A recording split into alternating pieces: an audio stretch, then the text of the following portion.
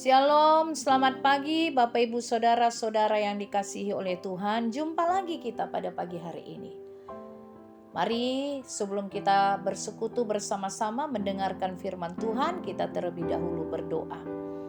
Bapa di surga, terima kasih Tuhan kalau pagi hari ini kami masih dapat bersekutu bersama-sama di dalam damai sejahtera dan kasih Tuhan. Kami akan mendengarkan firman-Mu ya Bapa. Karena itu berkatilah kami Tuhan melalui kuasa Roh Kudus-Mu yang menyertai memberkati hati dan pikiran kami agar firman Tuhan boleh menjadi rema bagi kami. Terima kasih Tuhan Yesus, terpujilah nama Tuhan Allah yang Maha Kudus di dalam Kristus Yesus Tuhan kami kekal selama-lamanya. Amin. Bapak Ibu Saudara-saudara yang dikasihi oleh Tuhan, firman Tuhan pada kita pagi hari ini untuk kita dengarkan dari Yakobus 3 ayat 18, demikian dikatakan oleh firman Tuhan. Dan buah yang terdiri dari kebenaran ditaburkan dalam damai untuk mereka yang mengadakan damai. Demikian firman Tuhan. Bapak Ibu, saudara-saudara yang dikasihi oleh Tuhan. Ada banyak orang yang tidak menyukai kedamaian. Kenapa kita katakan demikian? Ya, terbukti karena ternyata di dalam dunia ini masih saja ada kerusuhan. Masih saja ada pertikaian. Masih saja ada pertengkaran. Karena apa? Karena memang ada saja orang yang tidak dapat membuat kedamaian, tetapi justru menciptakan kerusuhan, permusuhan, pertikaian, dan lain sebagainya. Karena itu, melalui firman Tuhan hari ini, kita diingatkan agar kita mengadakan damai. Dikatakan buah yang terdiri dari kebenaran. Kalau kita melihat kitab Yakobus pada ayat sebelumnya, yaitu di ayat 17, di sana dikatakan, tetapi hikmat yang dari atas adalah pertama-tama murni, selanjutnya pendamai, peramah, penurut, penuh belas kasihan dan buah-buah yang baik, tidak memihak dan tidak munafik. Lalu disambung ayat 18, dan buah yang terdiri dari kebenaran ditaburkan dalam damai untuk mereka yang mengadakan damai. Jadi buah-buah yang tadi yang dibaca tadi pada ayat 17 dikatakan buah-buah yang baik, yaitu pendamai, peramah, penurut, penuh belas kasihan, dan tidak memihak serta tidak munafik. Itulah buah-buahnya. Lalu itulah yang ditaburkan dalam damai untuk mereka yang mengadakan damai atau yang suka damai. Apa yang menyebabkan orang tidak dapat berdamai? Bapak Ibu Saudara-saudara, banyak sekali. Ada yang karena iri hati, kecemburuan. Ada yang karena kebencian. Ada karena kesombongan. Ada disebabkan oleh karena kemunafikan.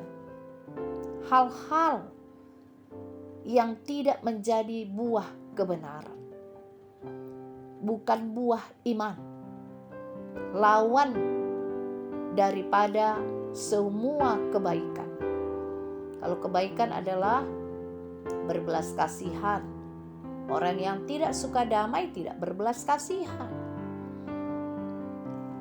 Lawan daripada kebencian adalah kasih sayang. Tetapi orang yang tidak suka damai suka akan tidak mau mengampuni. atau menaburkan kebencian. Semuanya adalah lawan dari kebaikan atau buah-buah roh. Karena itu kita diingatkan melalui firman Tuhan ini agar memperhatikan dengan seksama bagaimana kita hidup. Agar kita hidup di dalam kedamaian dan menaburkan damai. Dikatakan di dalam Efesus 5, karena itu perhatikanlah dengan seksama bagaimana kamu hidup.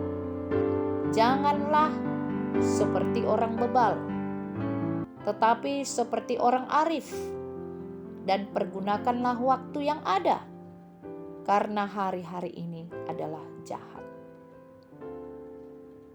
Pergunakan waktu yang ada, artinya membuat waktu hidup kita menjadi berkualitas.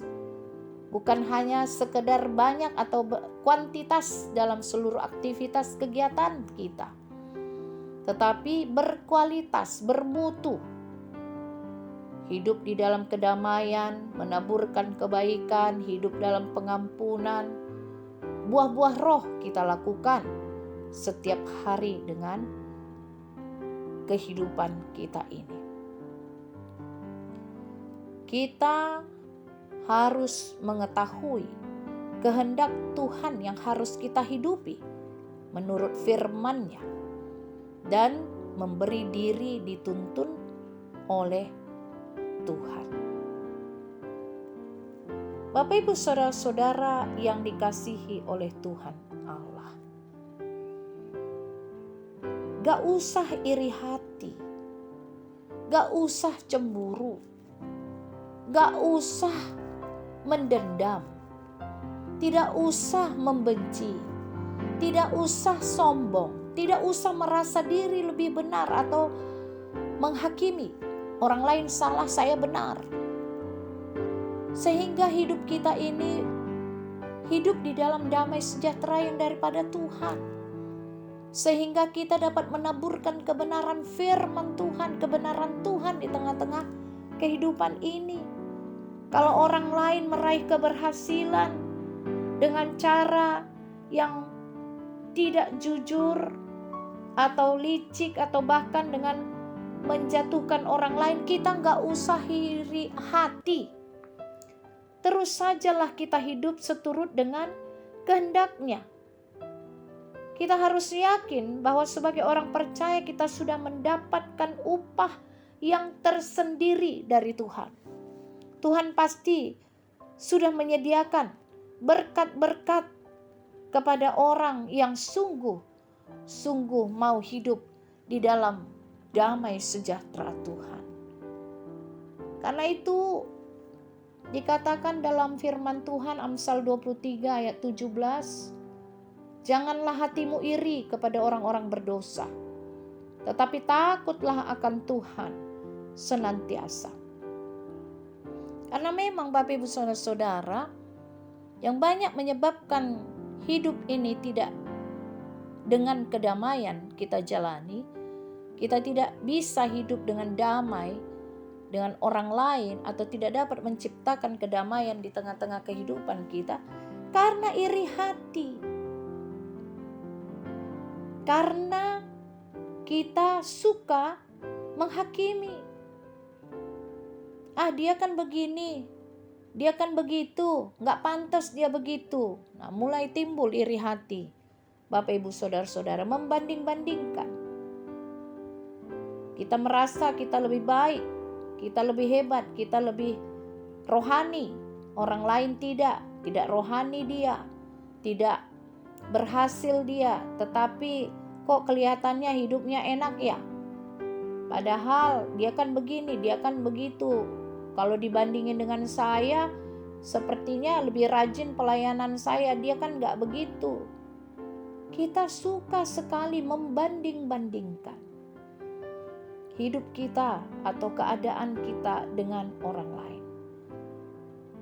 Iri hati kepada orang lain membuat kita jatuh ke dalam dosa.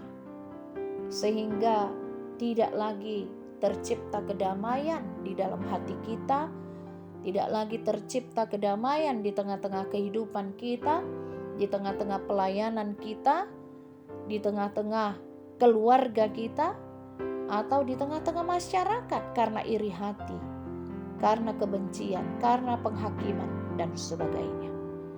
Karena itu Bapak Ibu Saudara-saudara, seperti firman Tuhan yang mengatakan buah yang terdiri dari kebenaran ditaburkan dalam damai untuk mereka yang mengadakan damai. Maka jadilah duta-duta pendamaian yang menaburkan kebenaran di dalam damai sejahtera Tuhan. Amin, kita berdoa. Bapa di surga, terima kasih untuk firman-Mu yang boleh kami dengarkan pada pagi hari ini. Biarlah firman-Mu boleh menjadi rema bagi kami Tuhan, untuk kami dapat menjadi duta-duta pendamaian di tengah-tengah kehidupan ini. Terpujilah nama Allah Bapa di dalam Kristus Yesus Tuhan kami. Amin.